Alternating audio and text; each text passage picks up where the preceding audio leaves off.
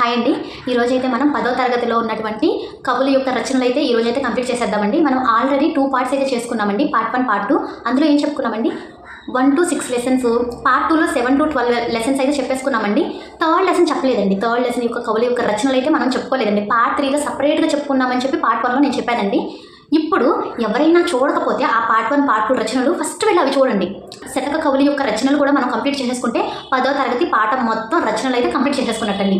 ఇంకొకటి మెయిన్ ఒక మాట చెప్పాలండి మీకు, శతక కవుల యొక్క కాలం, శతక కవుల యొక్క రచనలు తప్పకుండా చూడాలండి. మనకి పరీక్షల్లో ఎక్కువ ఇచ్చేది ఈ శతక కవుల గురించి ఎక్కువ ఇస్తారండి. వాళ్ళ రచనలు ఏంటి, వాళ్ళు ఏ కాలానికి చెందిన వాళ్ళు, ఎన్నో శతాబ్దానికి చెందిన వాళ్ళు అనే క్వశ్చన్స్ బాగా ఇస్తారండి. అందుకనే మీకు ఈ రోజు అయితే క్లాస్ చాలా జాగ్రత్తగా వినండి, చాలా ఇంపార్టెంట్. మనం చెప్పుకుందామండి, ఈజీగా గుర్తుండడానికి టిప్స్ కూడా చెప్పుకునే ప్రయత్నం చేద్దాము. ఇప్పుడు చెప్తానండి, ఇప్పుడే చెప్తున్నాను. ప్లీజ్ వీడియో చూడండి, మీకు ఇన్ఫర్మేటివ్గా ఉంది, అర్థమవుతుంది అనిపిస్తే మాత్రం ప్లీజ్ మన వీడియోకి ఒక చిన్న లైక్ చేయండి. అండ్ కొత్త వాళ్ళు ఎవరైనా ఉంటే ప్లీజ్ మన ఛానల్ని సబ్స్క్రైబ్ చేసుకోండి. ఇంకా ఏమాత్రం లేట్ చేయకుండా లెట్స్ స్టార్ట్ అండి. మొదట శతక కవి ఎవరండి? మారద వెంకయ్య. మారద వెంకయ్య యొక్క కాలం 1550 to 1600. మారద వెంకయ్య యొక్క రచన భాస్కర శతకం. ఆ భాస్కర శతకం అనేది మన తెలుగులో మొదటి దృష్టాంత శతకం అండి. అసలు దృష్టాంత శతకం అంటే అర్థం ఏంటంటే ఉదాహరణల ద్వారా నీతిని బోధించే శతకం అని అర్థం. విన్నారు కదండి. ఇప్పుడు మనం ఈజీగా గుర్తుపెట్టుకోవడానికి అయితే ఎక్స్ప్లెయిన్ చేసుకుందామండి. వెంకయ్య, భాస్కర్ అనే ఇద్దరు స్నేహితులు ఉన్నారంటండి. వెంకయ్య, భాస్కర్. అయితే వెంకయ్య అడుగుతున్నాడంటండి భాస్కర్ని ఏమని, భాస్కర్ 1550కి 50 కలిపితే 1600గా మారుతుందా మారదా అని వెంకయ్య అడిగాడంటండి. ఎవరిని? మన భాస్కర్ని. అప్పుడు మన భాస్కర్ చెప్తున్నారంటండి, ఖచ్చితంగా మారుతుంది. 1550కి 50 కలిపితే 1600గా ఖచ్చితంగా మారుతుంది వెంకయ్య అని చెప్పాడంటండి. ఈ యొక్క పాయింటే గుర్తుపెట్టుకోండి, సరిపోతుంది. ఇక్కడ అప్లై చేసి చూద్దామండి. ఇప్పుడు నేను చెప్పింది మన యొక్క శతక కవి ఎవరండి? మారద వెంకయ్య. ఓకేనా? మారద వెంకయ్య. వెంకయ్య ఏమని అడిగాడండి భాస్కర్ని? మారదా. ఏం మారదా అని అడిగాడండి? 1550కి 50 కలిపితే 1600గా మారుతుందా మారదా అని అడిగాడండి. అంటే ఇక్కడ కాలం ఏంటండి? 1550కి 50 కలిపితే ఎంతండి? 1600. ఓకేనా? గుర్తుంటుందా? మనకి ఎగ్జామ్లో మారద వెంకయ్య యొక్క కాలం అని కింద ఆప్షన్స్ ఇస్తారండి. ఇచ్చినప్పుడు మీకు ఏం గుర్తుకు రావాలంటే మనం ఈ క్లాస్లో చెప్పుకున్న మాట గుర్తుకు రావాలి. మారద వెంకయ్య. మారద. ఏం మారదా అని అడిగాడు, ఎవరిని అడిగాడు అని గుర్తుకు రావాలండి. ఏం అడిగాడు?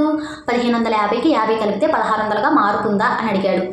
1550కి 50 కలిపితే మారుతుందిగా 1600గా, అదే కాలం అండి. ఓకేనండి, అర్థమైందా? క్లియరా? నెక్స్ట్ రచన, మారద వెంకయ్య యొక్క రచన. మారద వెంకయ్య మారద అని అసలు ఎవరిని అడిగాడండి? భాస్కర్ని అడిగాడండి. అవును కదా, ఇందాక చెప్పాను కదా, భాస్కర్ని అడిగాడు. అంటే భాస్కర శతకం. ఈయన యొక్క రచన భాస్కర శతకం. ఒక పద్యం ఇస్తాడండి. ఒక పద్యం ఇచ్చి చివర భాస్కర అని ఎండ్ చేస్తాడండి ఆ పద్యాన్ని. అలా ఎండ్ చేసిన భాస్కర అని ఎండ్ చేసిన పద్యాలన్నీ కూడా మన భాస్కర శతకం అండి. అది ఆ పద్యాన్ని రచించిన కవి ఎవరంటే మన మారద వెంకయ్య అండి. గుర్తుపెట్టుకోండి. భాస్కర శతకం అనేదంటండి మన తెలుగులో మొదట దృష్టాంత శతకం అంటండి ఈ భాస్కర శతకం. అసలు దృష్టాంత అంటే అసలు మీనింగ్ ఏంటంటే ఉదాహరణల ద్వారా నీతిని బోధించే శతకం అంటండి. ఉదాహరణలు అంటే తెలుసు కదండి, ఎగ్జాంపుల్స్తో నీతిని బోధించేలాగా ఉంటాయి అంటండి ఆయన పద్యాలు. ఓకేనండి. మనకి ఎగ్జామ్లో ఎలా అడుగుతారంటే ఉదాహరణల ద్వారా నీతిని బోధించే శతకం యొక్క కవి ఎవరండి? మన మారద వెంకయ్య. ఉదాహరణల ద్వారా నీతిని బోధించే శతకం ఏది? దృష్టాంత శతకం. దృష్టాంత శతకం ఏంటి? భాస్కర శతకం. అలాగా ఇవి గుర్తుపెట్టుకోండి. ఈ పాయింట్స్ మెయిన్గా 1-2 సార్లు రిపీట్ చేసుకోండి. ఓకేనా? మళ్ళీ 2వ శతక కవండి దూర్జటి. ఈయన 16వ శతాబ్దానికి చెందినవారండి. దూర్జటి యొక్క రచనలు శ్రీకాళహస్తీశ్వర శతకం, శ్రీకాళహస్తి మహత్యం. ఈయన దూర్జటి అనే ఆయన శ్రీకృష్ణదేవరాయల అష్టదిగ్గజ కవుల్లో ఒకరంటండి. ఇదేనండి. ఇది ఎలా గుర్తుపెట్టుకోవాలంటే మనం సింపుల్గా ఎక్స్ప్లెయిన్ చేసుకుందాము, జాగ్రత్తగా వినండి. ఇక్కడ నేను ఒక పాయింట్ చెప్తానండి. ఏంటంటే దూర్జటి మన కవి ఎవరండి? దూర్జటి అంటండి బాగా శివభక్తుడు అంటండి. ఇప్పుడు తెలుసు కదండి అందరికీ, మన దూర్జటి శివుడి యొక్క భక్తుడు అంటండి. అయితే ఒకరోజు శ్రీకాళహస్తి వెళ్ళాలనుకున్నారంటండి. శ్రీకాళహస్తి అంటే తెలుసు కదండి, ఊరు. శివుడు ఉంటారు అక్కడ. శ్రీకాళహస్తిలో శివుడు ఉంటాడండి. అయితే ఈయన శివభక్తుడు కదా, శ్రీకాళహస్తి వెళ్ళాలనుకున్నాడంటండి. అయితే దూర్జటి వాళ్ళ ఇంటికి శ్రీకాళహస్తికి దూరం 16 కిలోమీటర్లు ఉందంటండి. ఇదొక్క పాయింట్ గుర్తుపెట్టుకోండి. దూర్జటి అంటే దూరం. ఎంత ఉంది దూరం? 16 కిలోమీటర్లు ఉంది. ఎక్కడికి? శ్రీకాళహస్తికి. ఇక్కడ చూద్దామండి, ఒకసారి మళ్ళీ నేను చెప్తాను. ఇక్కడ ఫస్ట్ మన కవి ఎవరండి? దూర్జటి. దూర్జటి అనగానే మీకు ఎవరు గుర్తుకు రావాలి? ఆయన యొక్క శివభక్తుడు అని గుర్తుకు రావాలి. అయితే ఈయన ఎక్కడికి వెళ్ళాలనుకున్నాడు? శ్రీకాళహస్తికి వెళ్ళాలనుకున్నాడు. అంటే దూర్జటి దూరం, శ్రీకాళహస్తికి దూరం. దూరం అనే మాట గుర్తుపెట్టుకోండి. దూర్జటి అనగానే దూర్జటి దూరం. ఎంత దూరం? 16 కిలోమీటర్లు శ్రీకాళహస్తికి. అంటే 16వ శతాబ్దం. దూర్జటి 16వ శతాబ్దానికి చెందిన కవి. ఆయన యొక్క శతాబ్దం 16వ శతాబ్దం. ఆయన ఎక్కడికి వెళ్ళాలనుకున్నాడు అనేవి రచనలండి. శ్రీకాళహస్తీశ్వర శతకం, శ్రీకాళహస్తి మహత్యం. ఓకేనండి. మనకి ఎలా ఉంటుందంటే, మనకి పద్యంలో మకుటంలో శ్రీకాళహస్తీశ్వర అని చెప్పి ఉంటుందండి. ఆ ఉన్నాయన్నీ కూడా శ్రీకాళహస్తీశ్వర శతకాలండి. ఆ శతకం యొక్క కవి మన దూర్జటి అండి. ఓకేనండి. శ్రీకాళహస్తి మహత్యం ఈ రచన ఎవరిదండి? దూర్జటిదండి. శ్రీకాళహస్తి అని కనపడగానే మీకు దూర్జటి గుర్తుకు రావాలండి. ఎందుకంటే దూర్జటియే కదా శ్రీకాళహస్తి వెళ్ళాలనుకున్నాడు. మెయిన్గా ఇంకొక పాయింట్ ఉందండి ఈయన గురించి. శ్రీకృష్ణదేవరాయల అష్టదిగ్గజ కవుల్లో ఒకరంటండి ఈ దూర్జటి. మనకి ఎలా అడుగుతారంటండి, దూర్జటి ఏ ఆస్థానంలోని కవి? దూర్జటి అనే అతను ఏ ఆస్థానంలోని కవండి? శ్రీకృష్ణదేవరాయల అష్టదిగ్గజ కవుల్లో ఒకరండి. ఓకేనా. దూర్జటి యొక్క రాజు ఎవరు? శ్రీకృష్ణదేవరాయలండి. దూర్జటి యొక్క రాజు శ్రీకృష్ణదేవరాయలు. శ్రీకృష్ణదేవరాయల అష్టదిగ్గజ కవుల్లో దూర్జటి ఒకరు అని గుర్తుపెట్టుకోవాలి. ఓకేనండి, అర్థమైందా? 3వ కవండి పోతులూరి వీరబ్రహ్మేంద్ర స్వామి. ఈయన 17వ శతాబ్దానికి చెందినవారు. ఈయన యొక్క రచనలు ఏంటంటే కాలజ్ఞానం, కాళికాంబ సప్తసతి, సిద్ధగురుబోధ, వీర కాళికాంబ శతకం. ఇది ఎలా గుర్తుపెట్టుకోవాలంటే ఒక చిన్న లైన్ చెప్తానండి. ఆ లైన్ గుర్తుపెట్టుకుంటే మీకు కాలం రచనలు కూడా గుర్తుంటాయండి. చాలా జాగ్రత్తగా వినండి. పోతులూరి వీరబ్రహ్మేంద్ర స్వామి వారు ఉన్నారు కదండి, ఆయన కాళికాంబ యొక్క అపారమైన భక్తుడు అంటండి. కాళికాంబ అంటే తెలుసు కదండి, కాళీమాత. ఆవిడ యొక్క భక్తుడు అంటండి. ఆవిడంటే అపారమైన భక్తి అంటండి ఆయనకి. ఆయనకు 17 సంవత్సరాలు రాగానే ఆ తల్లి, ఆ కాళికాంబ అనుగ్రహించిందంటండి ఆయనకి. సిద్ధగురు బోధ బోధించిందంటే మంచి విషయాలు, కాలజ్ఞానాన్ని బోధించిందంట. కాలజ్ఞానం అంటే మనకి కాలం అంటే సమయమే కదండి. ఈ సమయంలో ఇది జరగబోతుంది, ఈ సమయంలో ఆ సమయంలో అది జరగబోతుంది అని చెప్పి ఆయనకి కాలజ్ఞానాన్ని బోధించిందంటండి. ఆయనకి బోధించగానే ఆయన వీర కాళికాంబ అనే శతకాన్ని రచించాడంట. ఆవిడ బోధించిన తర్వాత ఆయన ఆ కాలజ్ఞానంలో వీర కాళికాంబ అని ఆవిడ పేరే పెట్టి ఆయన శతకాన్ని రచించాడంట, రాశాడంట. ఈ ఒక్క లైన్ గుర్తుపెట్టుకోండి. మనం ఏం చెప్పుకున్నామండి? పోతులూరి వీరబ్రహ్మేంద్ర స్వామి ఎవరు భక్తుడండి? కాళికాంబ భక్తుడు. ఆ తల్లి ఎంత వయసులో అనుగ్రహించిందండి ఆయన్ని? 17 సంవత్సరాలు అన్నాను కదండి, అంటే 17వ శతాబ్దం. ఓకేనా. ఆయన యొక్క రచనలండి. ఇప్పుడు ఆయన ఎవరి భక్తుడండి? కాళికాంబ భక్తుడు కదా, అంటే కాళికాంబ సప్తశతి. ఓకేనా. ఆవిడ ఏం చేసిందండి? మన పోతులూరి వీరబ్రహ్మేంద్ర స్వామి వారికి గురుబోధ చేసిందండి, సిద్ధ గురు బోధ. ఓకేనా. ఏం బోధించిందండి ఆయనకి? కాలజ్ఞానం బోధించింది కదా. బోధించిన తర్వాత ఆయన ఏం చేశాడండి? వీర కాళికాంబ శతకంని రచించాడండి. ఒక్క లైన్ గుర్తుపెట్టుకుంటే చాలండి, మొత్తం వచ్చేసింది. పోతులూరి వీరబ్రహ్మేంద్ర స్వామి 17వ శతాబ్దానికి చెందినవాడు. కాలజ్ఞానం, కాళికాంబ సప్తశతి, సిద్ధగురుబోధ, వీర కాళికాంబ శతకం. ఓకేనండి. తర్వాత వేమన. ఈయన క్రీస్తు శకం 1652 to 1730. ఈయన మకుటం, విశ్వదాభిరామ, వినురవేమ. ఈయన రచనా శైలి ఎలా ఉంటుందంటే ఆట వెలది ఛందస్సులో ఉంటుంది. చాలా సింపుల్ అండి. మనం చిన్నప్పటి నుంచి వింటూనే ఉన్న వేమన శతకాలు, ఆయన పద్యాలు కూడా మనకు చాలా ఇష్టం. ఒక పద్యం చెప్తానండి ఆయన గురించి, నాకు చాలా ఇష్టమైన పద్యం. తల్లిదండ్రుల మీద దయలేని పుత్రుడు పుట్టనేమి వాడు గిట్టనేమి, పుట్టలోన చెదలు పుట్టవా గిట్టవా, విశ్వదాభిరామ వినురవేమ. దీని అర్థం ఏంటంటేనండి, తల్లిదండ్రుల మీద దయలేని పుత్రుడు పుట్టిన ఒకటే మరణించిన ఒకటేనండి. ఎలాగంటే మనకి పుట్టలు పెడతాయి కదండి చెదపురుగులు, దానివల్ల మనకు అసలు సమాజానికి ఉపయోగం ఉంటుందా? ఉండదు కదా. ఆ తల్లిదండ్రుల మీద దయలేని పుత్రుడు కూడా ఆ చెదపురుగుతో సమానం అని చెప్పి మన వేమన గారు చెప్పారండి. ఎంత గొప్పగా చెప్పారండి వేమన గారు. ఆయన 1652 to 1730 కాలానికి చెందినవాడంటండి. అది ఎలా గుర్తుపెట్టుకోవాలంటే మనకి వేమన అనగానే 16, 17 అని గుర్తుపెట్టుకోండి. మొదటిది 2 గుర్తుపెట్టుకోండి. గుర్తుపెట్టుకోగలిగిన వాళ్ళు మొత్తం గుర్తుపెట్టుకోండి. బట్ మెయిన్గా అయితే 16, 17 అని చెప్పి గుర్తుపెట్టుకోండి. 50 to 30 అనేది కొంచెం సింపుల్గా చూసుకోండి. ఎందుకంటే 16, 17 దగ్గర మనకి 17 దగ్గర 18, 19, 20 అలాగా కన్ఫ్యూజ్ అవుతాం కదా. అందుకే 16, 17 అనేది 16 తర్వాత 17 కదండి, లైన్గా ఉంటుందని చెప్పి నేను 16, 17 వేమన 16, 17 ఇలా గుర్తుపెట్టుకోండి. 50 to 30 కూడా 1-2 సార్లు చదవండి, మీకు గుర్తుంటుంది. ఈయన మకుటం అండి. ఈయన మకుటం ఏంటండి? మకుటం లాస్ట్లో మన పద్యం చివరి ఏమొస్తుందండి? ప్రతి పద్యానికి కూడా విశ్వదాభిరామ వినురవేమ అని వస్తుంది కదండి. ఆయన మకుటం అదండి. మన వేమన గారి యొక్క మకుటం ఏంటి అంటారండి? విశ్వదాభిరామ వినురవేమ. ఆయన రచనా శైలి ఎలా ఉంటుంది? ఆట వెలది ఛందస్సులో ఉంటుందంటండి. ఆయన పద్యాలు ఆట వెలది అనే ఛందస్సులో ఉంటాయంటండి. ఓకేనండి. ఏనుగు లక్ష్మణ కవండి. ఈయన 1720 to 1760 కాలానికి చెందిన ఆయన. ఈయన రచనలు రామవిలాసం, రామేశ్వర మహత్యం, గంగా మహత్యం, విశ్వామిత్ర చరిత్ర. ఈయన ప్రధాన అనువాదం భర్తృహరి రాసిన సుభాషిత త్రిశాతిని సుభాషిత రత్నావళి పేరుతో తెలుగులోకి అనువదించారండి. ఈయన ఎలా గుర్తుపెట్టుకోవాలంటే ఇక్కడ నేను టిప్స్ చెప్తానండి. ఇక్కడ ఏముందండి, మనకి ఏనుగు లక్ష్మణ కవి అంటే ఏనుగు లక్ష్మణుడు, లక్ష్మణ కవి అంటే లక్ష్మణుడు అని గుర్తుపెట్టుకుందాం. ఏనుగు కంటండి 60 సంవత్సరాలు అంటండి, మన లక్ష్మణుడికి 20 సంవత్సరాలు అంటండి. అలా గుర్తుపెట్టుకుందాం కాలాన్ని. అయితే మన ఏనుగుకి ఎన్ని ఇయర్స్ అండి? 60 ఇయర్స్, 60 సంవత్సరాలు. మన లక్ష్మణుడికి 20 సంవత్సరాలు, 60 20 17 అనేది కామన్ కదా, అది ఒకటి 2 సార్లు చదవండి గుర్తుంటుంది. బట్ ఈ మెయిన్గా ఇవి 2 చూసుకోండి అని గుర్తుపెట్టుకోండి. కాలం ఓకేనండి. రచనలు వద్దామండి. రచనలు ఏంటంటే మీకు ఇక్కడ ఒక చిన్న స్టోరీ లైన్ చెప్తానండి. స్టోరీ లైన్ వినండి, మీకు వెంటనే ఈ రచనలు చూడగానే మీకు ఏనుగు లక్ష్మణ కవి అని చెప్పి గుర్తొస్తారు.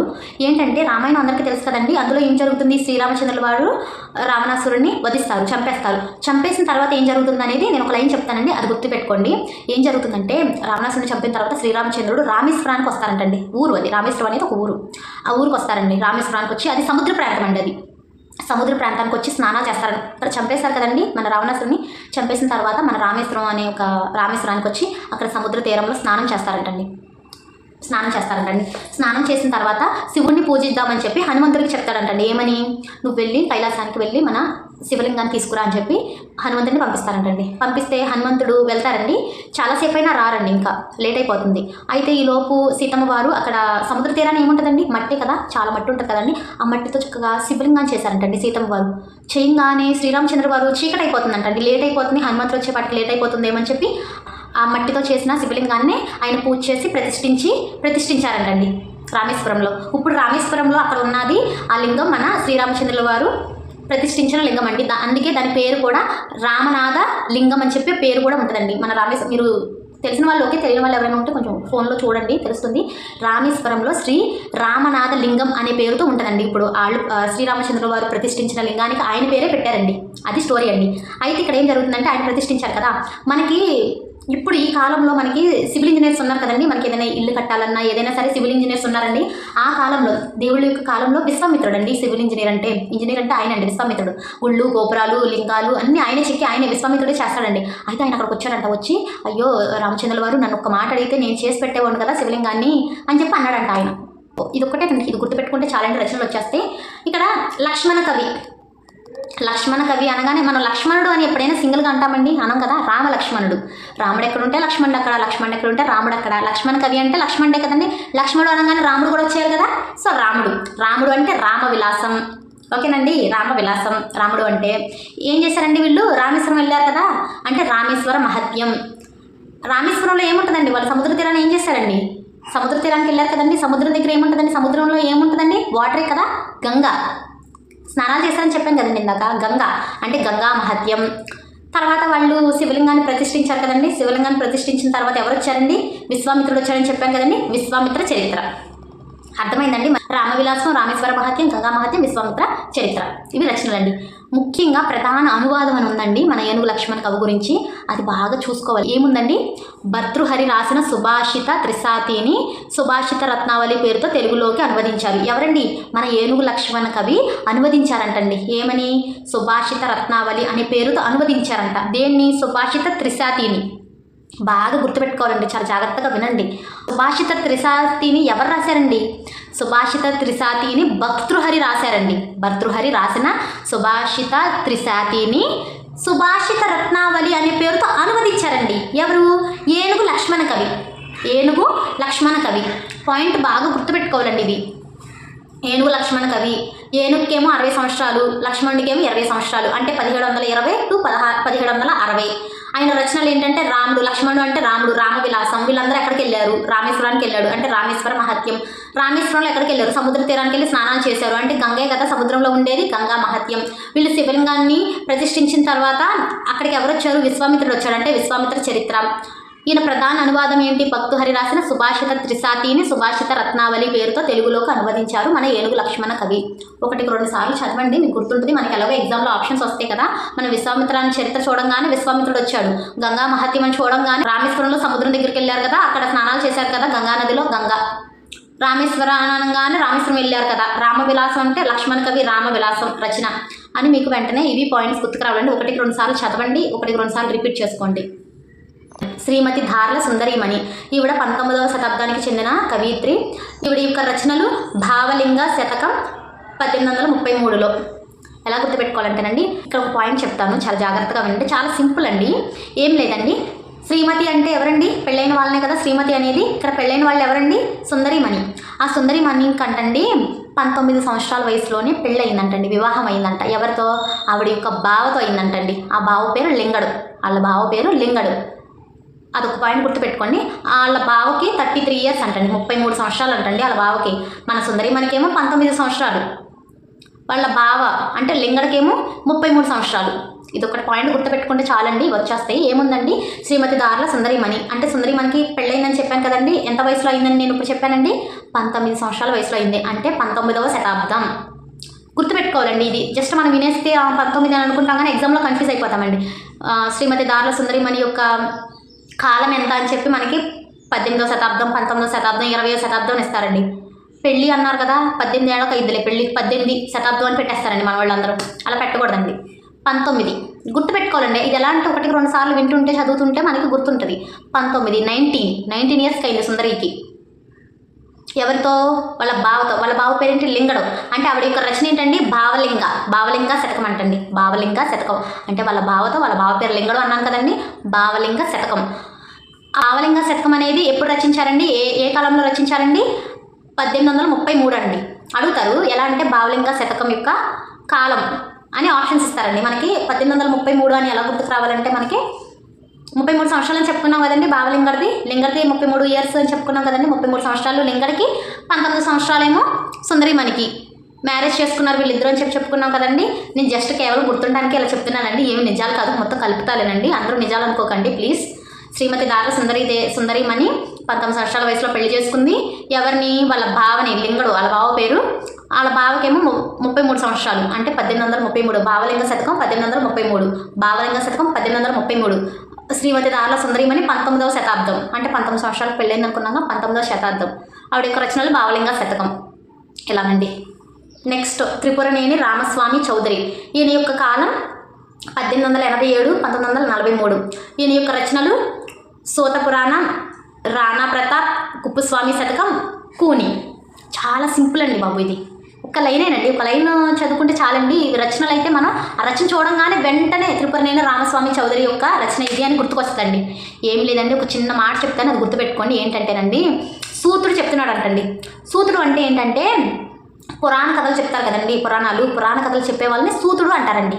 అయితే ఇప్పుడు మనకు చెప్తున్నాడండి సూతుడు పురాణం ఏం చెప్తున్నాడంటే, సూతుడు చెప్తున్నాడు అంటండి ఏమని, రాణా ప్రతాప్ అనే రాజుని కుప్పుస్వామి చంపేశాడంటండి.